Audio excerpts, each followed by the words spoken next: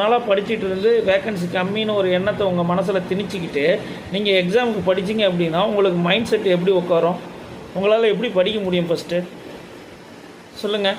So இன்னும் நீங்கள் முதல்ல இந்த வேக்கன்சி கம்மிங்கிற மைண்ட் செட்லேருந்து தயவுசெய்து மாணவர்கள் அனைவரும் அதிலேருந்து வெளியே வாங்க. ஸோ கிடைச்சிருக்கிற வேக்கன்சியை நம்மளுக்கான போஸ்டிங்கை எடுக்கிறதுக்கான அதுக்கான வழிமுறைகளை பாருங்கள்.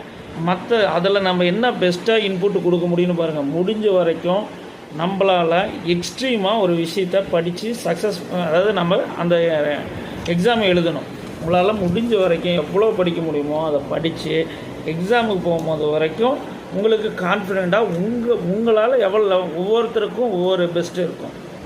இப்போ என்னால் ஒரு 10 கிலோமீட்டர் ஓடுதுன்னா என்னோட ஒரு சின்ன பையன் அவன் என்னோட மீதியாகவும் ஓடலாம், கம்மியாகவும் ஓடலாம்.